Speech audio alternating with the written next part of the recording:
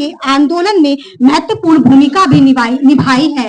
ऐसे विद्वान व्यक्ति को मैं आपके समक्ष प्रस्तुत करती हूँ। मैं अनुरोध करती हूँ कि वो पुस्तक को ध्यान में रखते हुए अपनी बात को साझा करेंगे। आदरणीय एडवोकेट गुरु प्रसाद मदन जी का जोरदार तालियों के साथ स्वागत किया जाए।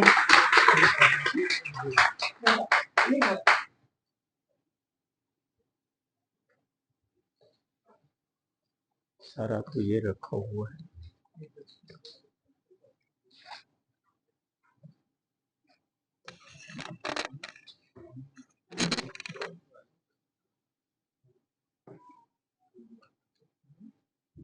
यो सन्निसिन्नो बर्बोधि मूले मारं ससेनं महतिं विजेत्वा संबोधि मागंज अनंतयाणो लोकोत्तमोत्तम परमा बुद्ध।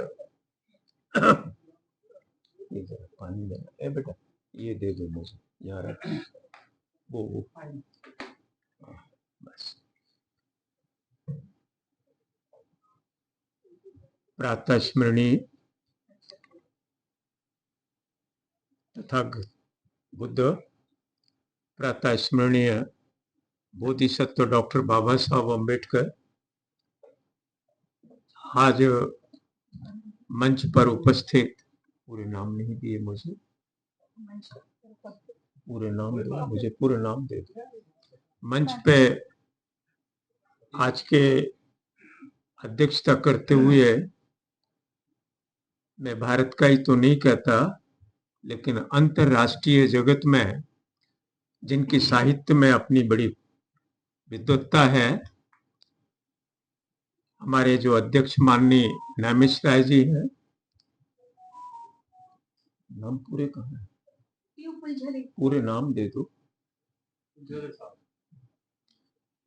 अभी मैंने जिन्हें पहली बार देखा और उनसे मुलाकात हुई, उनके बारे में सुना था, आदरणीय प्रोफेसर डॉक्टर फूलझले सर,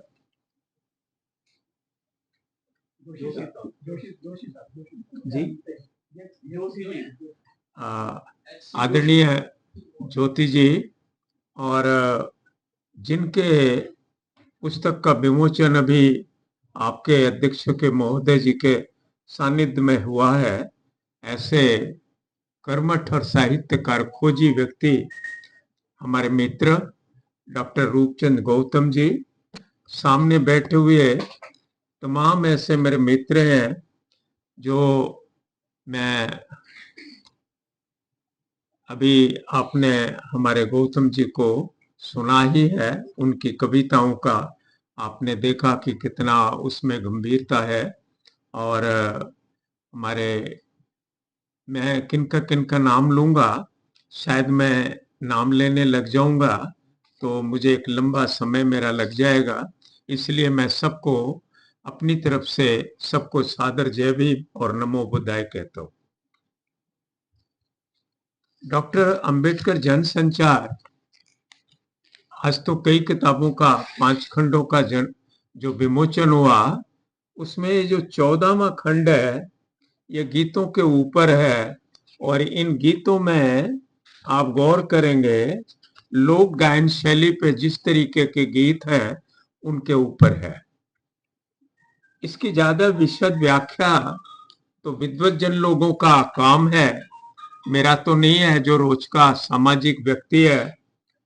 लेकिन इस पे जो अध्येता गण लोग हैं, यूनिवर्सिटी के जो प्रोफेसर्स हैं या जो अकादमिक मिशन के या अकादमिक संस्थाओं के विद्वान लोग हैं, वो इस पे करेंगे।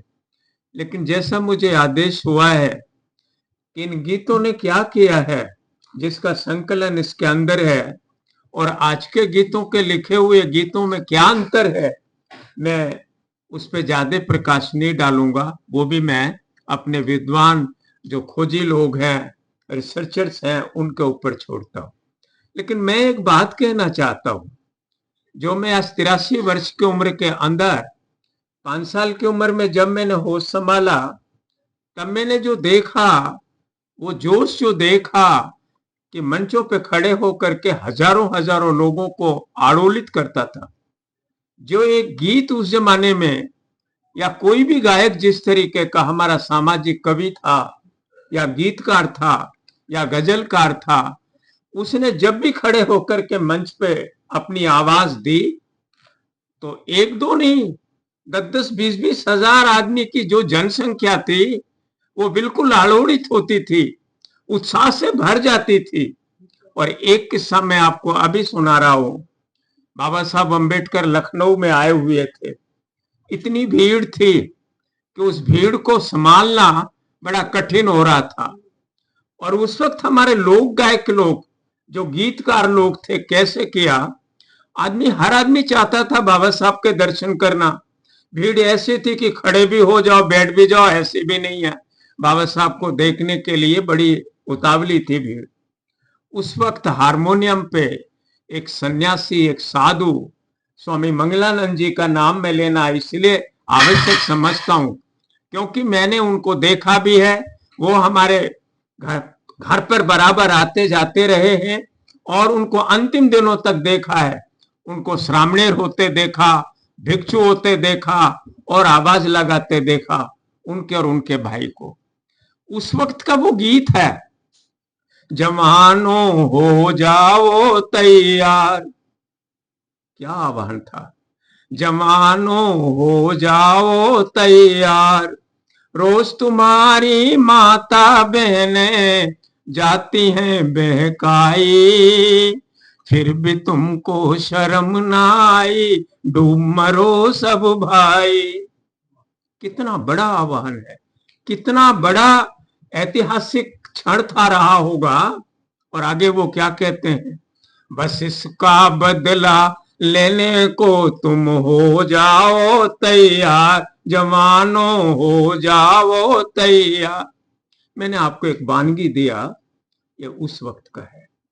मैं इसलिए ये कह रहा हूं, मेरी आवाज हो सकती है फटी है, सुरीली नहीं है, ना मैं गायक हूं, लेकिन एक सामाजिक कार्यकर्ता होने और एक सामाजिक कार्यकर्ता के महापुरुष का व्यक्ति बेटा होने के नाते मैं आपको कह रहा हूं।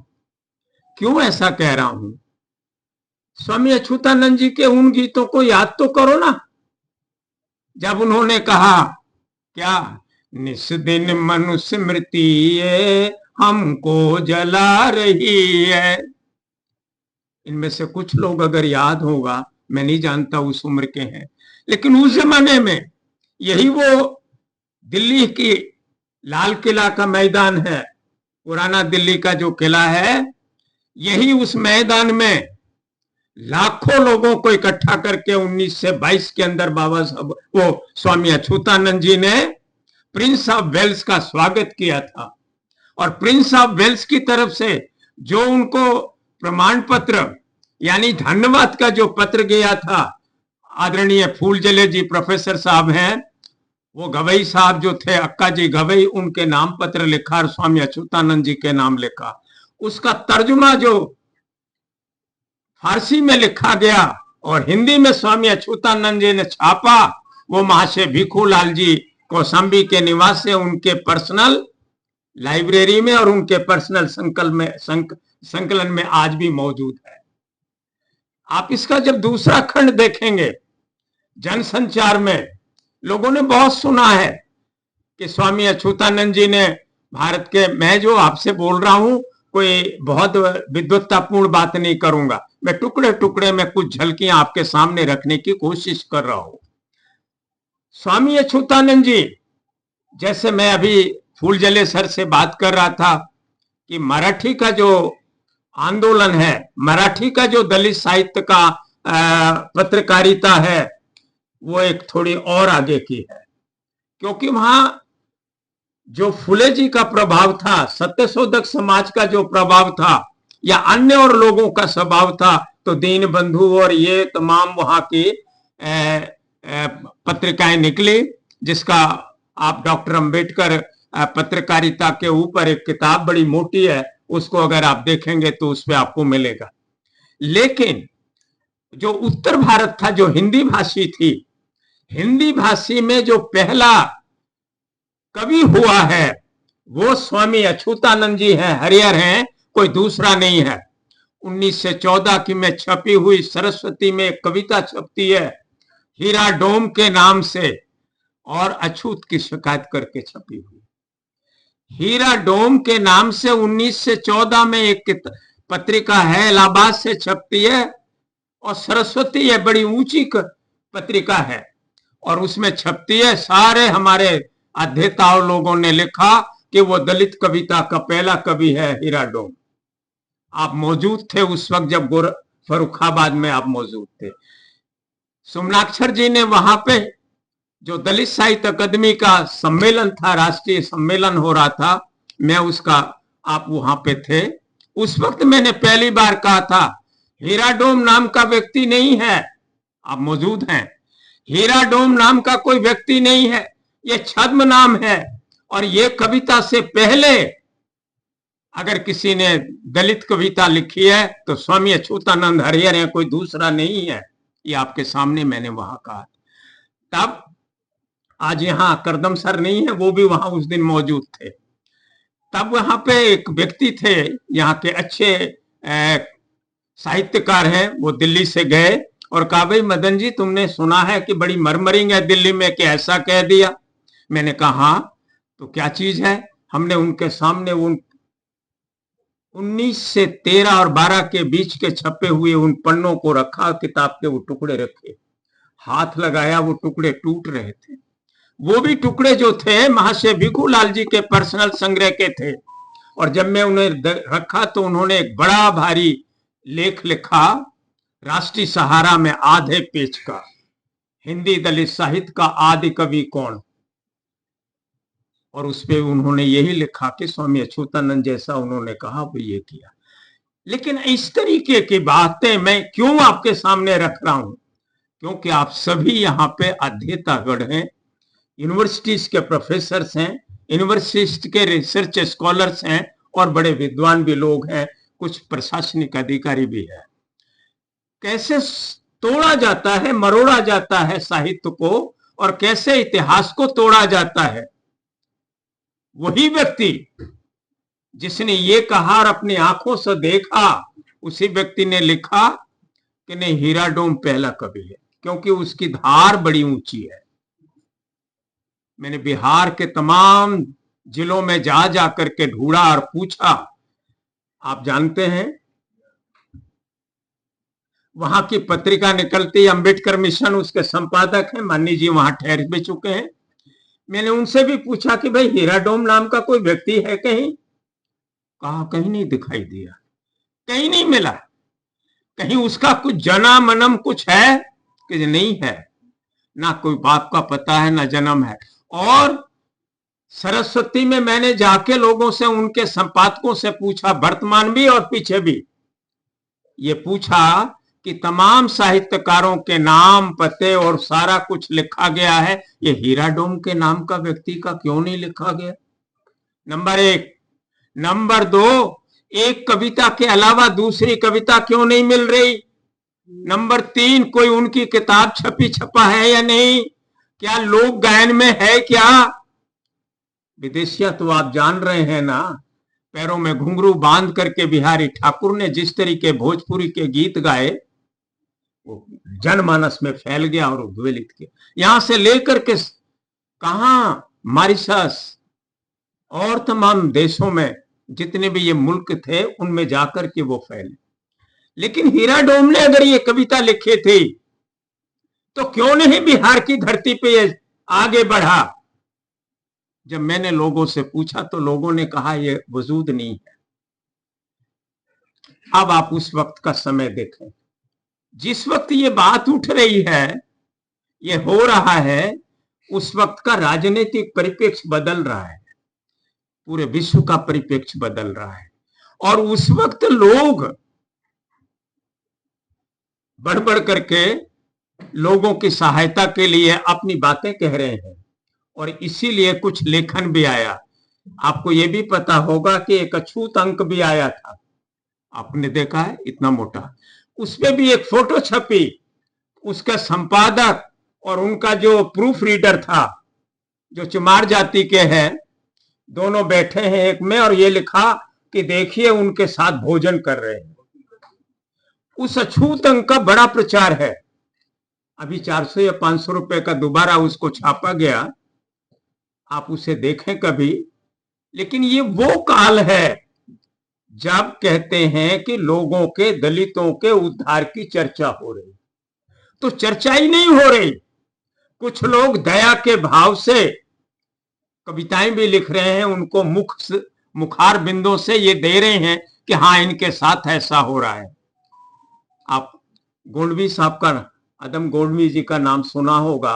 आओ मैं चलो तुम्हें चमारों की बस्ती दिखाता हूं। कितना आंखों देखा हुआ उस बस्ती का वर्णन किया उन्होंने। ठीक इसी, ये तो उन्होंने किया, लेकिन मैं उस वक्त की बात कर रहा हूं कि जब ये बात उठी थी तब लोगों के मनों में आया कि दलितों की क्या बात है, तो वो उन्होंने हीरा डोम के नाम से एक कविता लिखी, लेकिन दोबारा नहीं कहीं मिला। स्वामी अच्युतानंद जी उसके पहले लिखते हैं, उसके पहले उनकी कभी किताब छपी हुई है हरिहर भजन माला के नाम से, और उसके 4 खंड हैं। चारों खंड आपको मासे भिखूलाल जी की पर्सनल लाइब्रेरी पे मिलेंगे, जो शायद 1 या 2 आप लोगों ने भी देखे होंगे। इसके दूसरे खंड में मैंने आप उसको कॉपी दी थी, वो उन्होंने दूसरे खंड में छापा भी। मैं इसलिए कह रहा हूं, ये बात में ज्यादा आपका समय नहीं लूंगा, क्योंकि बहुत विद्वानों को यहाँ पे हैं जिनको मैं भी सुनने आया हूं और उन्हें सुनूंगा। मैं इसलिए ये बात कह रहा हूं कि जीता जागता इतिहास कैसे परिवर्तित किया जाता है, और हम लोग आंख मूंद करके बैठे रहते हैं, ना तो सजग रहते हैं और ना उसकी बात करते हैं। लेकिन इन गीतों में जिसकी चर्चा ये 14वें खंड में गई, एक दौर आया जब हमने सबको नकारना शुरू कर दिया। नकार नकार की संस्कृति आजकल हमारे यहाँ बहुत है, और उस संस्कृति में मैं जानूंगा, बल्कि मैं ये भी कहूंगा गौतम जी से कि आपने पत्रकारिता का किया, गांव गली कूचे में जा जाके जहां जहां पता चला उनसे इकट्ठा किया। पिछली बार जब मैं आया तो गौतम जी से जब चर्चा हुई तो इसी तरीके लोगों के घर जा जाके किया। मैं क्यों ऐसी बात कह रहा हूं, उस वक्त का जो हमारा एक प्रतिरोध का विधा थी, जातीय नचना, नृत्य, धोबी नृत्य, चमारों का नृत्य, चमर नचना, ये वो कहारों का नृत्य, आज भी कहरवा गाया जाता है जातियों के नाम पे, जो उन्होंने प्रतिरोध किया। और मैं आपको सिर्फ 2 उदाहरण रखूंगा। उस वक्त चमर नचना होता था, मैं बच्चा था तो लोग वहां नाचते थे, तो जो बात ऐसे कह दें तो मार दिए जाएं, वो जमींदार, वही गांव के सरमाएदार, वो वर्ण व्यवस्था के सर्वोच्च ऊपर बैठ करके जब चमर नचना का विदूषक या गायक लोग गाते थे तो क्या गाते हैं, मैं 2 लाइन आपको सुनाता हूं, आप सुनिए। एक बार एक जो हलवाहा इधर होते हैं वहां भी होते थे, और जिसको आपने साल भर के लिए रख लिया या जन्मजात हम आपके हलवाहे हो गए, तो दूसरा आदमी उसको नहीं ले सकता। अगर मैं चाहूं कि मैं इनके यहां काम करने लग जाऊं और ये भी चाहें कि मुझे रख लें, तो ऐसी पाबंदी थी कि ना ये रख सकते हैं और ना मैं जा सकता हूं। यानी बंधुआ मजदूर। ऐसा बंधुआ मजदूर एक चमार जो था, हलवाहा, उसका एक पाहुन, पाहुन समझते हैं आप सब, पाहुन मीन्स दामाद, उधर पूरब की तरफ पाहुन कहते हैं। हाँ, तो वो जो पाहुन है वो दामाद आ रहा है, और वहां ऐसा है कि बिना दामाद को जब तक बुलाया नहीं जाएगा कुछ पूर्वी इलाकों में, तब तक चाहे 10 साल बीत जाए, चाहे 25 साल बीत जाए, वो अपनी ससुराल नहीं जाता है। हाँ, उसका भी एक रस्म है बड़ी शानदार से। तो वो जो चमर नचना था, ये कानपुर और यहां से लेकर के सारी जगह, तो उसमें एक गीत है वो मैं आपको सुना रहा हूं, देखिए प्रतिरोध के बीच। उसकी पत्नी ने कहा कि मालिक से जाके कहो, पंडित जी से, जो उनका मालिक है, तो उनसे कहो कि हमको गेहूं दे दें, हमारे पाहुन आ रहे हैं, मैं उनको बेली बना के खिलाऊं। ये पहनने के लिए उतरन था, फटकन था, जूठन था, मांगना था, महाराष्ट्र में तो ये था, वहां तो बाबा साहब अम्बेडकर ने चर्मकार संघ के लोगों को ये भी कहा कि भाई तुम लोग तो उद्योगपति हो, ये वर्ड है बाबा साहब के, तुम तो उद्योगपति हो भाई, लेकिन ये महार कौम तो बिल्कुल है कि अगर सवेरे नहीं मांगती है, रोटी जूठी नहीं होती तो कैसे उनका चले। ये स्थिति थी। आज बाबा साहब अम्बेडकर को मानने के बाद वो कहां से कहां चले गए। और बाबा साहब अम्बेडकर की ये बात जो बात कही मैंने, तो वो ही मैं कह रहा हूं। क्या था, जब गेहूं मांगने तो उसने समझाया कि तू जानती है कि वो देंगे नहीं, हमें गेहूं देंगे नहीं, कहे जाने में क्या फर्क पड़ता है, जाओ ना, हम तो जिंदगी भर पूरा घर उनके गुलाम है। जाता है, मालिक हमारा पाहुन आने वाला है, हमारी मलकिन ने कहा है कि 2 सेर गेहूं दे दीजिए, हम उसको बेली खिलाएंगे। क्या जवाब दिया है जरा सुनिए। प्रतिरोध कैसा था, जिसने समाज को बदला, जिसने आग लगाई, जिसने आंदोलन खड़े किए। मैं उस कविता की बात कर रहा हूं। और क्या है वो, कहता है ई तो आई गेहूं देवता, वो कह रहा है ई तो आई गेहूं देवता, शूद्रन के घर जई है ना, या तो खई है ठाकुर बामन, या कोठिला सड़ जई है। अरे ये तो कोठियों में सड़ जाएगा, मिट्टी हो जाएगा, लेकिन इसको अछूत और शूद्रों के घर में नहीं है, ये लोग खाने के लिए नहीं है। उसको ये बात बड़ी लग गई, आके बताता है अपनी पत्नी को। पत्नी को जिद भी है कि मैं अपने पाहुन को बेली खिलाऊंगी। जौ निकालती है बेझर से, चना अलग करती है, जौ अलग करती है, पानी का मोयन देती है, ओखली में कूटती है, उसके छिलके निकालती है, गेहूं जैसा बन जाता है, उसको पीसती है और फिर उसकी रोटी बना करके, फुलके बना के अपने पाहुन को खिलाती है। उसके जाने के बाद उस गांव के उस बंधुए मजदूर के अंदर क्या बात आई, उसके अंदर आया कि इसका प्रतिरोध मुझे करना है। और ये चमर नचना के अंदर ये प्रतिरोध हुआ। ऐसे तो कर देता तो बड़ा गड़बड़ हो जाता, मार दिया जाता। 5 महीने चल गया, बारिश आई, खेत बारी हुई, खाद पानी खेतों में पड़ गया, बिल्कुल मेड़े बन गई। पंडित जी ने 1 बीघा दूर पे, पूरब का ये है, मैं नहीं जानता यहाँ, लेकिन पूर्वी इन इलाकों में ये था कि 1 बीघा दूर से चमरौटी, बमनौटी और क्या सवारी अलग है, वो वहां से चिल्लाता था, ए फलनवा, बारिश होने वाली है, जरा सा खेत देख ला। इस तरीके। तो उसने एक दिन चारपाई पे छप्पर के नीचे अपना वो लेटा हुआ था। पंडित जी आए, सबके मेड़ बन गई, खाद पास हो गया, लेकिन उसका नहीं बना, नहीं बना। बारिश हो गई, पानी भर गया, लेकिन उसका नहीं। तो वो गांव में घुसता हुआ आया और वहां दूर तक वहीं खड़ा होके कहा, रे भाई फलनवा, तो हर खेत में तो पनिये नहीं रुका, सारे गांव भर के पानी हो गवा और तोहरे खेत में तो पनिये नहीं, कैसे जुतवा। हल चलाना है। वो क्या कह रहा है, जरा जवाब सुनिए।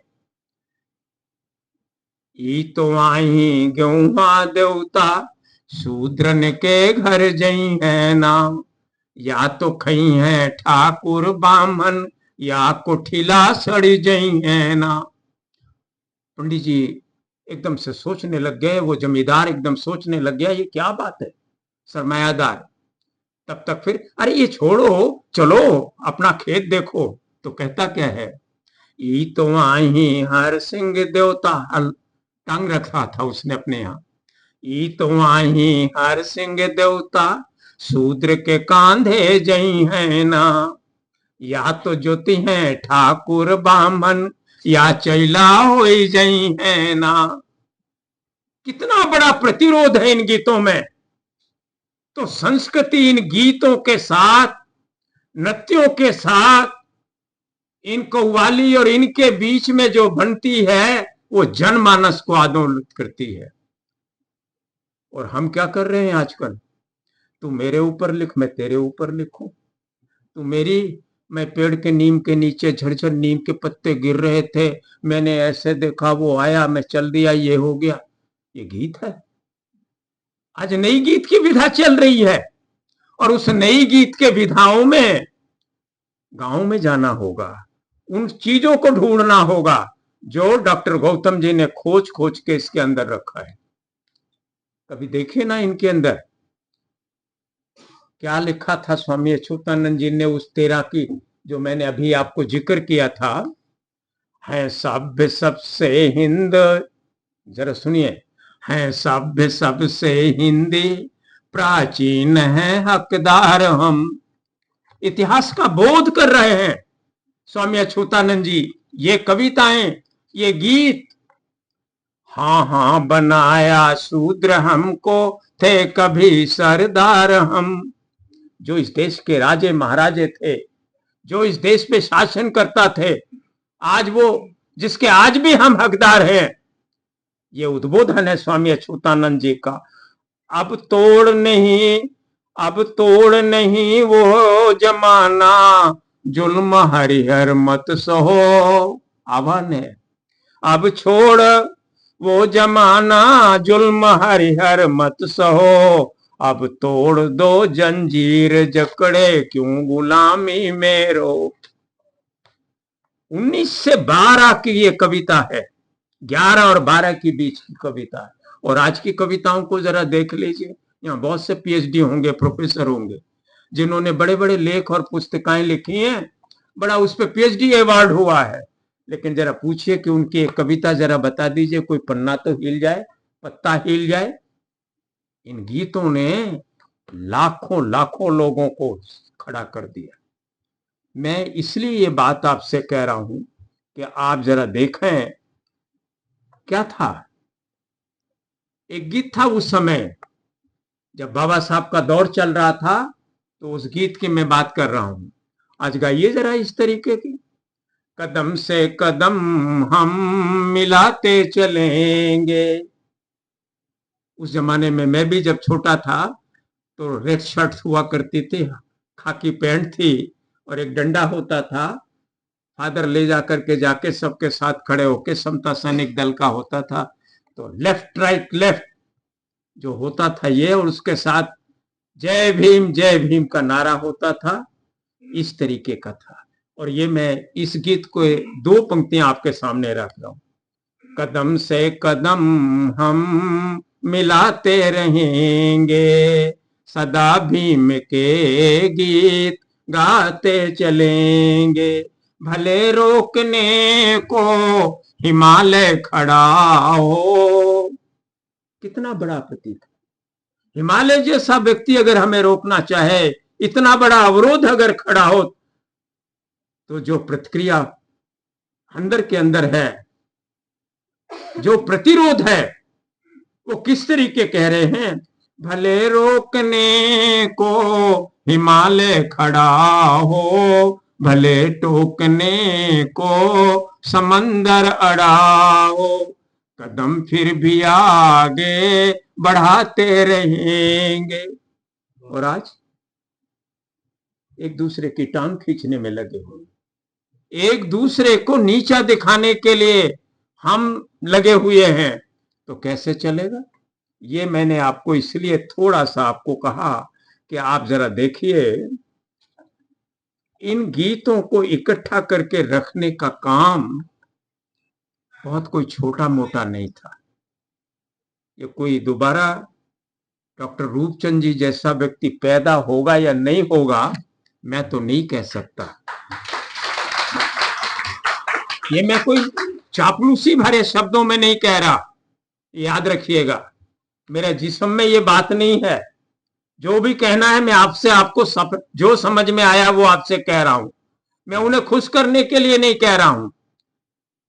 जरा निकल के देखिए तो अपने एसी से थैला ढाले हैं, एसी वो मिला नहीं है, रिजर्वेशन नहीं है, तो जनरल में बैठ गए, धक्के हैं, संडास के पास खड़े हो गए, लटकाया थैला है, उतरे, पहुंचे, अपने काम पे जुट गए। मैंने देखा है मेरे घर पे जब ये जाते हैं तो जो संग्रह है जिसको उठा के ये देखते हैं, एक नहीं दसियों पीएचडी के लोग उस संग्रहालय में आकर के देखते हैं, आपने भी देखा है। इसलिए मैं आपसे कहता हूं कि आप उन लोगों को जिन गीतों का, जिनके बाहर कव्वालियों को देखें ना, क्या गजब का है। एक बहुत बड़ा, मैं छोटा सा कह करके अपनी बात समाप्त करूंगा। मेरे ख्याल उसको मेरठ की जिकड़ी या मेरठ की भेजन कहते हैं। स्वामी कमलानंद जी गाया करते थे और उस वक्त भी बहुत बड़ी बात है। स्वामी जी के, मनु जी तुमने वर्ण बना दिए चार, गाइए ना आप, जरा सुनाइए, लिखिए। आज हम क्या लिखने को तैयार हैं, और इतने छद्मवेशी लोग हैं कि मैं कुछ कह नहीं सकता। वो कहते क्या है, मनु जी तुमने वर्ण बना दिए चार, आजाद ने तुमने वर्ण बनाए, न्यारे रंग बनाए क्यों ना। सवाल खड़ा कर दिया, एक बड़ा लंबा सवाल। ऋग्वेद के उस ब्राह्मणो वसमुखमासीद बाहु राज्य न्याकृता, पुरुषसूत के उस मंडल के सामने एक सवाल खड़ा कर दिया। आजादिन तुमने वर्ण बनाए, न्यारे रंग बनाए क्यों ना। ब्राह्मण गोरे ब्राह्मण लाल छत्री, पीले बनिया बनाए क्यों ना। शूद्र बनाते काले वर्ण का, शूद्र बनाते काले वर्ण का, पीछे को पैर लगाए क्यों ना। चारों वर्ण भगद्वारे निकले, कहने में शर्माए क्यों ना। है हिम्मत, क्या जोरदार है। इससे लोकमन तैयार हुआ, इससे लोकमत तैयार हुआ, इससे लोकप्रिय आंदोलन खड़ा हुआ, क्रांतिकारी आंदोलन खड़ा हुआ। मनु जी तुमने वर्ण बना दिए चार, आजादिन तुमने वर्ण बनाए, न्यारे रंग बनाए क्यों ना। गोरे ब्राह्मण लाल छत्री, पीले बनिया बनाए क्यों ना। शूद्र बनाते काले वर्ण का, पीछे को पैर लगाए क्यों ना। चारों वर्ण भगद्वारे निकले, कहने में शर्माए क्यों ना। लोहे के बर्तन में दीनों कंचन, लोहे के बर्तन में दीनों कंचन का पानी ढार, मनु जी तुमने वर्ण बना दिया चार। क्या ओजस है, क्या लय है, हृदय को हिला के रख देने वाली ये कविताएं थी, ये गीत थे, ये भजन थे। और आज मैं इसलिए कह रहा हूं, मैं ज्यादा समय ना लेकर के उद्घाटन के साथ साथ ये जो है, मैं पुनः मंच पे जो उपस्थित हैं हमारे विद्वतजन, ये काम उनका है। मेरे जैसे रोजमर्रा के जो मजदूर आदमी हो वो क्या कह सकता है। लेकिन चूंकि पला उस माहौल में था, देखा उस माहौल को है, तभी तो कहा। वो आते आते कविता क्या आती है लोगों के मन में, क्या, मनुज मनुज के बीच खड़ी। ये थिंकिंग जो है वो चमार भंगियों के लिए नहीं थी। ये जो स्वामी अछूतानंद जी का प्रतिरोध था, वो खाली यहां शूद्रों और अछूतों के लिए नहीं था, एक मानव जाति के लिए संदेश था। और इसलिए जो लोग कहते हैं कि दलित दलित के लिए लिख रहा है, दलित दलित के इसके लिए कर रहा है, ऐसा नहीं है। उसका केंद्र बिंदु ह्यूमन बीइंग है, व्यक्ति है, जाति नहीं है, जाति का उत्थान नहीं है, उसका व्यक्ति का उत्थान है। और इसलिए जब डॉक्टर अंबेडकर कहते हैं ना, एजुकेट एजिटेट ऑर्गेनाइज, वो कहां कहते हैं कि चमारों का महारों का उत्थान किया जाए, बनिया ब्राह्मणों का नहीं किया जाए। क्यों? ये उसकी फलश्रुति है। चाहे बुद्ध से लेकर के अब तक की जो परंपरा है, ये जो हमारे रैदास, कबीर, साधु, संत जितने भी हुए, इनकी वाणियों में वो भरा हुआ है। तो क्या कहा, मनु जी तुमने, मैं फिर वो कह रहा हूं, मनुज मनुज के बीच खड़ी दीवार गिराना होगा। और सबसे बड़ा यही फर्क है, नस्ल भेद, जाति भेद, संप्रदाय भेद, क्षेत्र भेद, व्यक्ति और व्यक्ति के बीच का भेद, परिवार में परिवार के बीच का भेद, ये साहित्य जो है, जिसको अम्बेडकरी साहित्य कहा गया, स्वामी अच्युतानंद से लेकर के उन संतों से, बुद्ध के काल से लेकर थेरी गाथा, थेर गाथा, जरा देखिए ना उठा के, कितना आह्लादित होकर के वो थेरियां गाती हैं, चाहे वो कहार की बेटी हो, चाहे अछूत की बेटी हो, चाहे वो ब्राह्मण की बेटी है। वो मुक्त, जो नारी मुक्ति का आंदोलन आज आप देख रहे हैं, वो बौद्ध परंपरा में था। तो ये आखिरी बात है मेरी लाइन, मनुज मनुज के बीच खड़ी दीवार गिराना होगा, दीवार गिराना होगा। सब में मैत्री भाव जगे, सब में मैत्री भाव जगे, ये भाव जगाना होगा। जय भीम, जय भारत।